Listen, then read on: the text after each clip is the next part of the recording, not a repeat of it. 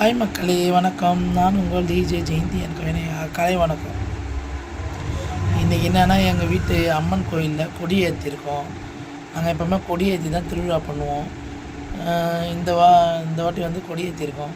12 வருஷமாக ஏற்றலாம். ஏன்னா கோயிலுக்கு கட்டி ஸ்டாப் ஆகியிருந்தது. அதனால் 12 வருஷமாக திருவிழா பண்ணல. சிம்பிளாக பண்ணோம். ஆனால் கொடியெல்லாம் ஏற்றலாம். இந்த வாட்டி கொடி ஏற்றிருக்கோம். அந்த வீடியோலாம் உங்களுக்கு போடுறேன், பாருங்கள்.